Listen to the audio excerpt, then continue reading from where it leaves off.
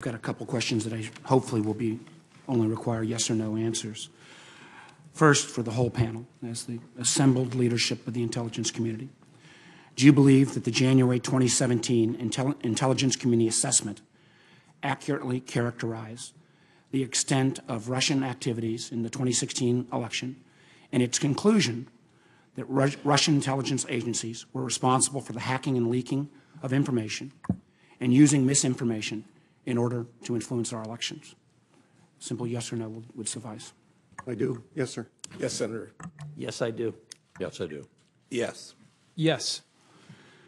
And I guess the presumption that the next presumption I won't even ask this question is consequently that committee assessment or that community assessment was unanimous and is not a piece of fake news or evidence of some other individual or nation state other than Russia. So I appreciate that again for the record.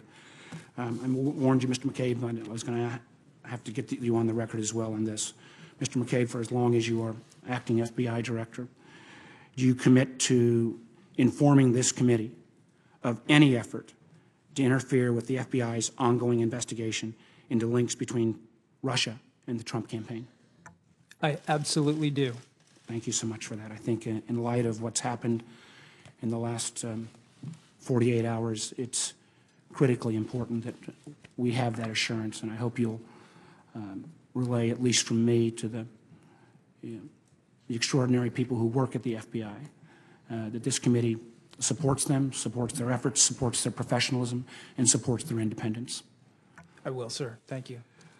In light of the fact that we just saw French elections where it felt like deja vu all over again in terms of the release of a series of emails against Mr. Macron days before the election, and the fact that this committee continues to investigate the type of tactics that Russia has used, where do we stand as a country in terms of preparation to make sure this doesn't happen again in 2018 and 2020?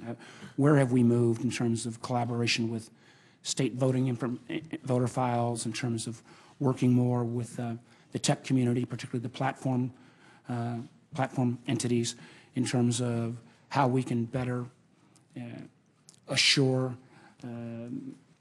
real news versus fake news? Is there some general sense, Director Coates, I know you've only been in the job for a short period of time, of how we're going to have a strategic effort?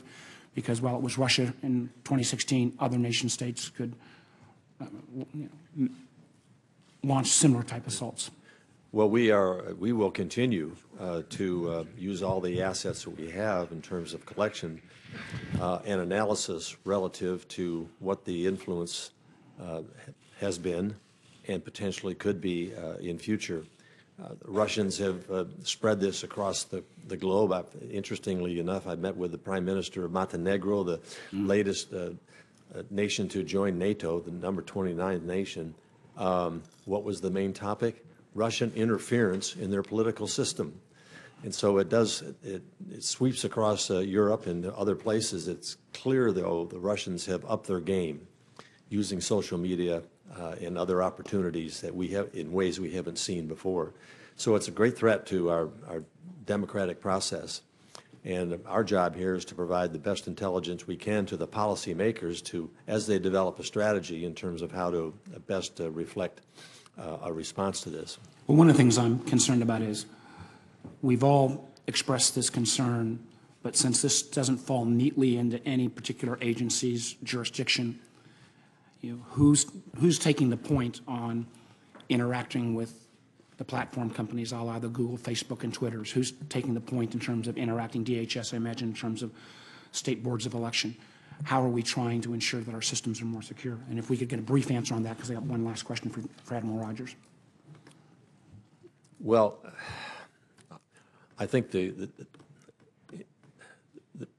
obviously our office tasks and takes the point, but there's contribution from agencies across the IC. We might ask Director Pompeo to address that, and others might want to address that also. But each of the agencies, to the extent that they can, and have the capacity, whether it's NSA through SIGINT, whether it's and CIA through HUMIT or other sources will provide information to us that we want to use as a basis to provide to our policymakers. Relative to a grand strategy, I am not aware right now of any. I think we're still assessing the impact. We have not put a grand strategy together, which would not be our purview. We would provide the basis of intelligence that would then be the foundation for what that strategy would be. Well, my hope would be that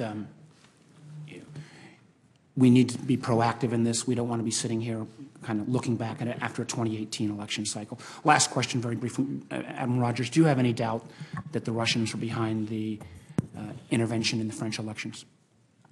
Let me phrase it this way. We are aware of some Russian activity directed against directed against the French election process. As I previously said before Congress earlier this week, we in fact reached out to our French counterparts to say, we have become aware of this activity. We want to make you aware. What are you seeing?